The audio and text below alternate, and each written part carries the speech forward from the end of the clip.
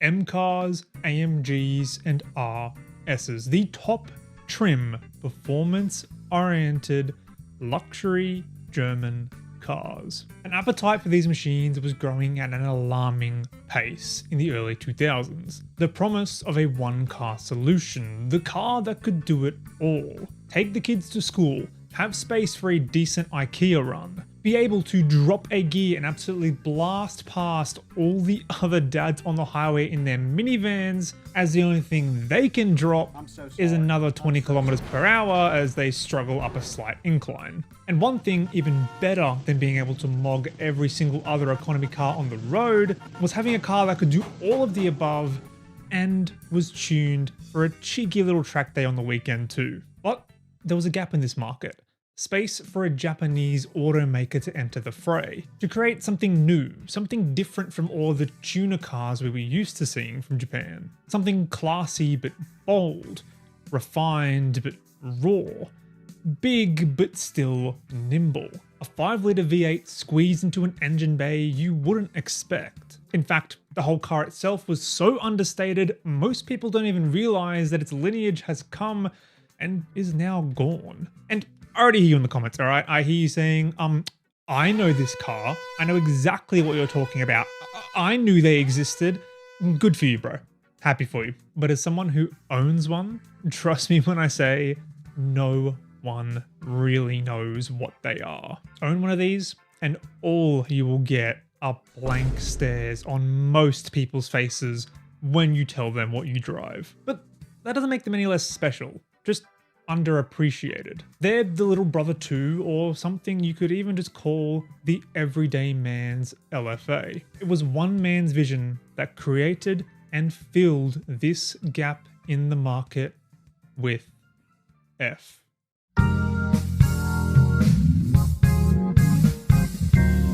But there was a problem.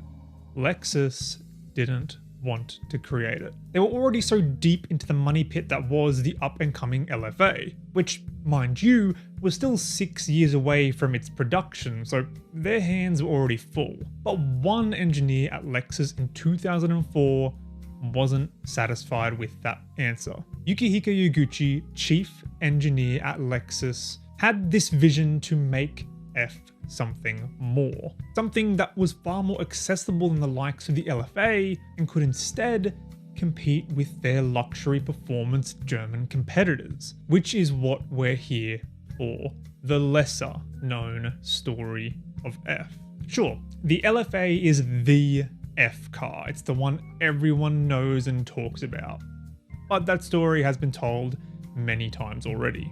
And little did you know, there is far more to Lexus's flagship lineup than just their V10 masterpiece. Yaguchi wasn't just any engineer. He was a man with some serious credentials. Not only did he work on every single generation of the Supra, he also repurposed what made the Supra so great into the Chaser. He had his touch on two of the best driver's cars Toyota has ever made, and already had the Chaser under his belt as a proof of concept for blending luxury and performance. Something Lexus as a brand was yet to really try. Sure, like I said, they were already in their early stages of creating their halo car, the LFA, but that was never intended to and never going to be an everyday man's car. It was running its own race, and what Lexus really needed was something to fill that gap in the market and compete with what the Germans were producing,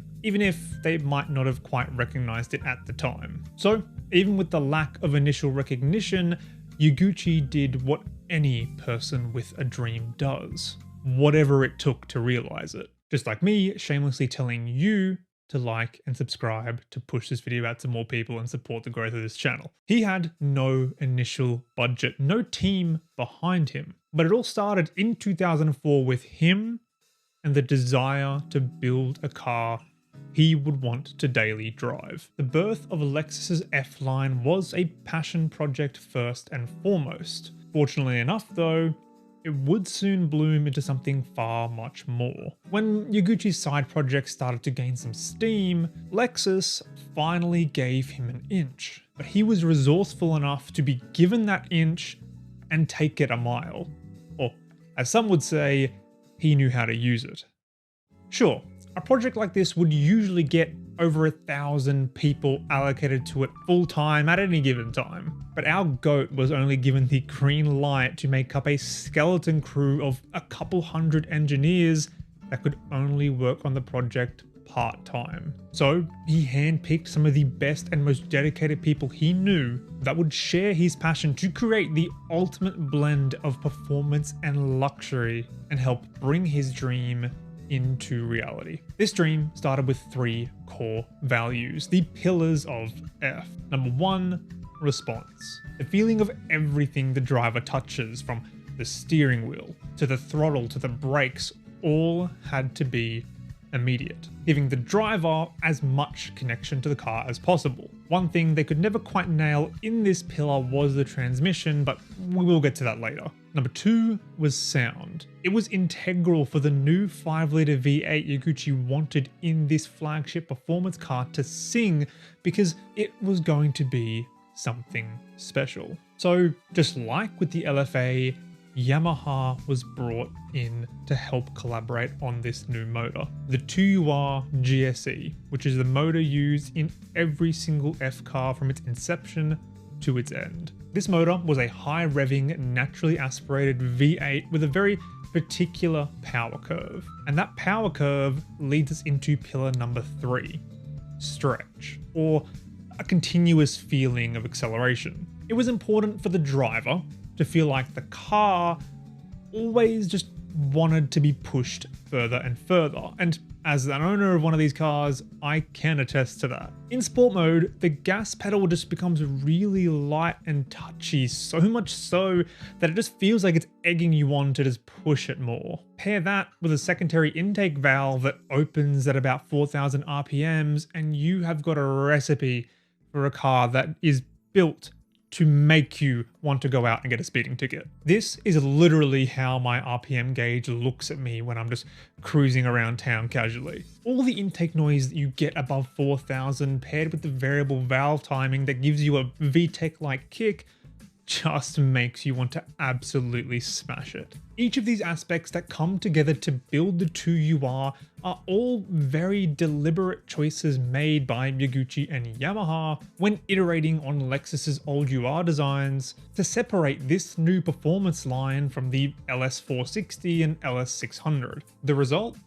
An ever-building torque curve that coincidentally is shaped like Mount Fuji, and a finalized V8 motor produced by Lexus in collaboration with Yamaha that was just as reliable and stable as its predecessors, but no longer grandpa spec. But it wasn't even about the power itself. Sure, 416 horsepower in the early 2000s matched up really nicely with the BMW E90, C63 AMG, and RS4 it was competing with. But power wasn't one of the pillars, it was never the point. The goal wasn't to build something fast, it was to build something that resonated. Something that speaks to your senses, something that makes you feel like part of the machine. The point from Yaguchi's perspective was to not only build a car that he and the team would want to drive, but also a car that would just always put a smile on the driver's face. Which is why you feel that passion in so many different areas, because there were real people who were genuinely excited to work on this project and make the decisions that came to this end result. And despite some shortcomings we'll get into later, I can confidently say that him and his team absolutely delivered on their goal in 2007 with the launch of the Lexus ISF. But it didn't stop there. This was only the beginning. From 2008 to 2014, Lexus produced the ISF. During those years, Yaguchi and his team took on various bits of client feedback to further develop and refine the platform. The shocks and springs were redesigned, a limited slip diff was added, the wheels were redesigned and made half an inch wider in the rear, the steering was dialed in to feel tighter. Lexus's now signature tick DRLs were added to the headlights to keep the silhouette nice and modern, and a redesigned, more performance-orientated dash with your RPMs smack bang in the middle was also fitted. There were other smaller tech upgrades, sure, but those were the main key differences until 2014, when the ISF had its final run and it was replaced by the brand shiny and new RCF. So you might be asking yourself, what's new?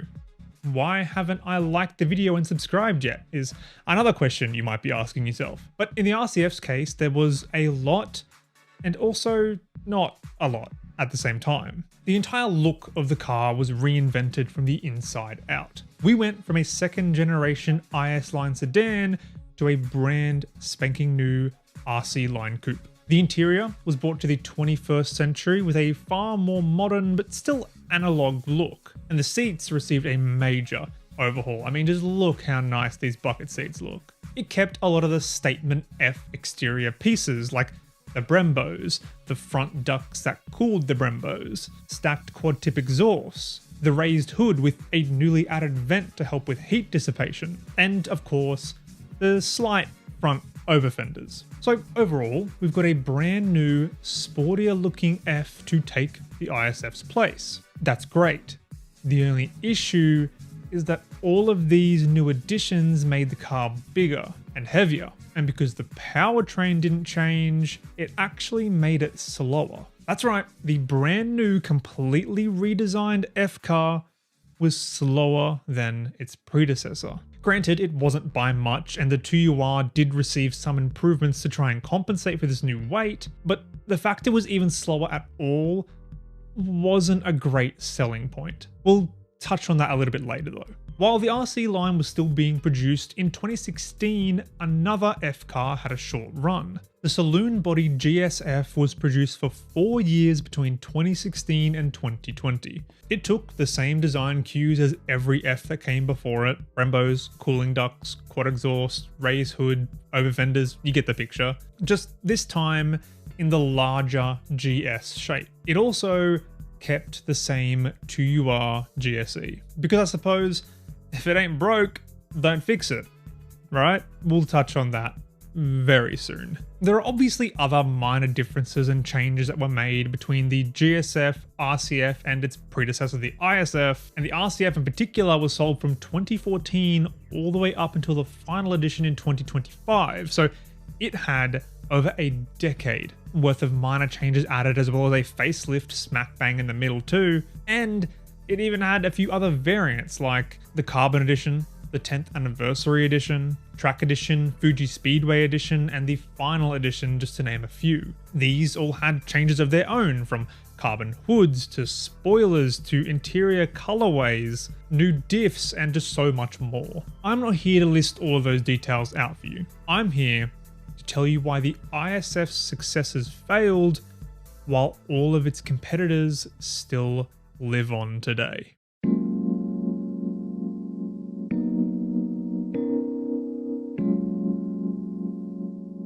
So, what happened? All I've really done so far is hype up these cars and dropped a couple of hints to potential flaws that I just keep saying we'll talk about later.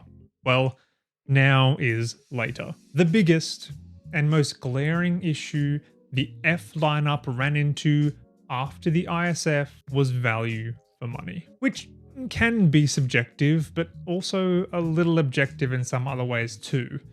Let me explain. Every single one of the F cars post-ISF have fallen into the exact same trap that I am personally seeing right now with the new Supra, and even more so with the new Nissan Z. Their asking price is far too much new, but they are geared up to be amazing cars to buy secondhand in like a decade from now. And this is just super frustrating as a car enthusiast. Because if these cars don't sell new, A, they'll just become harder to find anyway because of low production numbers, so they'll just stay arbitrarily more expensive than what they should be because they are rare and harder to find. See the GSF as a perfect example. They're awesome, but you can get so much more car for the 80 to 130,000 Australian dollars they are being asked for. And B, I'm sure you've already seen it on social media, but when these overly expensive sports cars don't sell, The manufacturers just throw their hands in the air and say, well, guess no one wants them. So I guess we just aren't going to build them anymore. And it just makes you want to shake a Nissan executive by the shoulders and tattoo an image of an 8.6 behind his eyelids, so whenever he closes his eyes, he always remembers that is the gap in the market that needs to be filled, not another six-figure sports car no one is going to buy. People want more sports cars in that price range akin to the 8.6 and BRZ. Nissan needs a remake, a re-envisioning of something like the Silvia. That is what the market is looking for. A cheaper, more bare bones, rear-wheel drive, potentially turbo, manual, fun, sleek little car. Not a damn six-figure Z. The new Z is going to be a great buy when it hits around that 30 to 40,000 Australian dollar value. But there's like 100 other cars most people would rather buy in the $40,000 to $100,000 price range than a new Z, which is why they sit on dealership floors, Facebook Marketplace, and car sales listings and just never move. And unfortunately, the same kind of thing can be said for the RCF and GSF. They are good cars, great cars even, but I wouldn't say they're over six-figure great cars new. At least, not anymore. Let's go back in time for a minute and pinpoint when this became a problem. Starting with the ISF. Clearly, it had to do decently well to start a 17-year lineage. But why was that? It's because when it came out, it was revolutionary for Lexus and the car industry as a whole at the time. And it was so closely comparable to its rivals at the time that it could command the higher price tag. It had a world-class, first of its kind, 8-speed automatic transmission.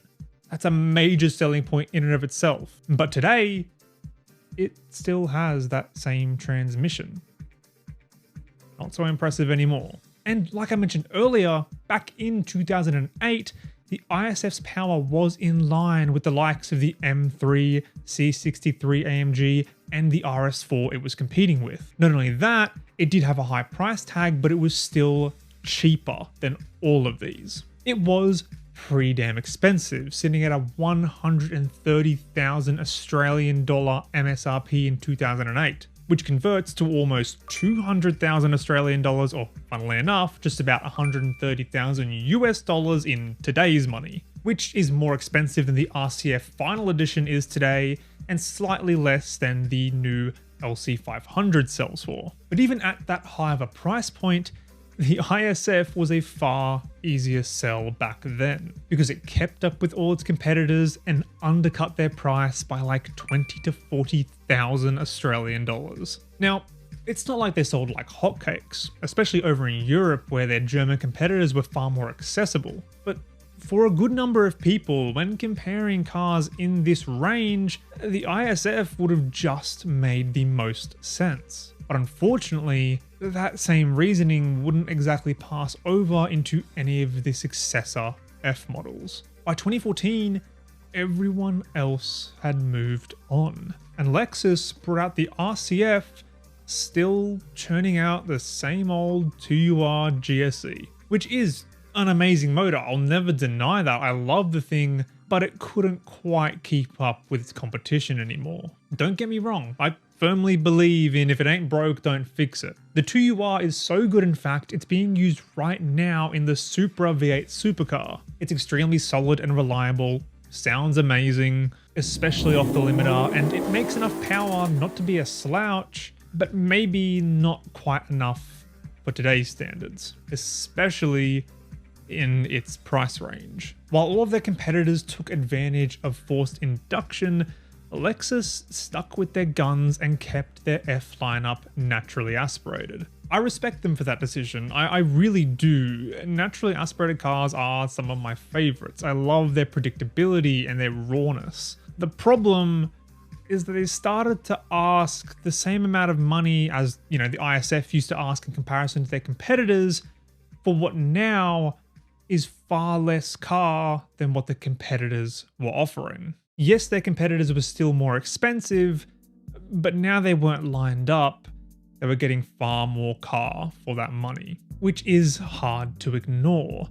The F was stuck in 2008. It was like that kid who peaked in high school. Sure, over 400 horsepower and the world's first 8-speed automatic transmission that was quoted as having also the world's fastest up and downshift at the time was really cool back then. But in a world of turbos and DCT, it might as well be from the Stone Age. And that shift happened as early as 2014, let alone all the changes and improvements we've had since then. BMW released the F80 M3 with its amazing inline six that could generate quite a lot of power with just a downpipe and a tune and a single turbo if you really want to go to it. In 2015, Mercedes replaced a little bit of displacement for a twin turbo V8 in their new C63 AMG, and Audi followed suit with a twin turbo V6 in their RS4. And their prices? The RCF was sitting at an 133,000 Australian dollar MSRP in 2014, which was still about a 20 to 40,000 Australian dollar undercut from all of its competitors. The problem, again, was that its competitors had really already moved on. Like I said, the RCF just wasn't as close to them as the ISF was back in 2008. And that gap just continued to widen with the G80, W205, and the B9. So much so, its price honestly stopped competing with them too as their prices started to get even higher. But at that point, the F was already so long and forgotten about that it didn't even matter anymore. Not only could it not compete with its competition, it was just far too understated for its price point. Who wants to spend 6 figures on a new Lexus only to be mistaken for an RC350? This was a massive issue that BMW corrected with their G80 series in particular. Sure, a lot of people gave them shit, but when you see a G80, G82 or G87, you know from a mile away that is an M car. And if you aren't a car enthusiast, it stands out enough for you to at least know that it is different and special in some way. The RCF wasn't really given that same grace, maybe in some of the special editions with the carbon hood and stuff, but really it did look very similar to the RC350s and 200Ts and etc. For the most part, it really did keep with the F's lineage of subtlety. Personally, I don't mind that. I actually quite like that the Fs are a little bit understated, and the few people who have still bought them over these years as opposed to any of their competitors likely would agree. But when you're starting to hit that 6-figure price point and beyond, I feel like your car's really going to have something a little more special. I'm not upset about it because I got it secondhand for, in the $30,000 range. If I was spending 6 figures, well, that's GTR and 996 turbo money. So I guess with all of that being said, I can't say that I'm too surprised with the RCF final edition being the very end of the F lineage. But it's not all doom and gloom. In fact, it's not even over. Sure, F in name seems to have met its conclusion, as have all its awesome track-oriented quirks and features, as someone like Doug DeMuro might say. But the heart of the F, the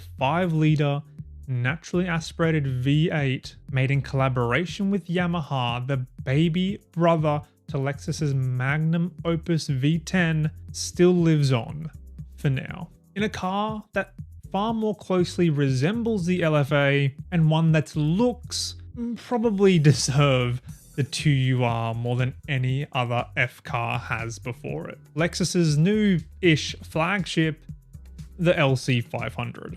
It is taking up a whole different market, being a far better Grand Tourer than it ever will be a track car, but it keeps the heart of F alive, and it just looks so much more exotic, which turns so many more heads. And that is really all it takes for a lot of buyers. The car and its really gorgeous and unique silhouette feels far more special and justifies that higher price point to many people.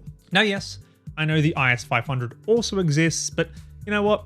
Those aren't sold in Australia, and they make that last section sound far less cool just purely by the fact of them existing. So for now, we're just gonna forget about them. But yes, for all of you in the comments, I know they exist and I know they are also keeping the 2UR alive. The thing that's always separated F cars is that when you're behind the wheel, while they might not be the fastest or truly the best at anything, it doesn't feel like you're just driving any old car. It really feels like you're driving someone else's dream made reality. The response, the sound, the stretch, you feel each and every one of those 3 pillars of F in these cars whenever you drive them, and that wasn't by accident. It was deliberate. It was human. Every aspect of each of the F cars carries the intention of a small team that just wanted to build something they would find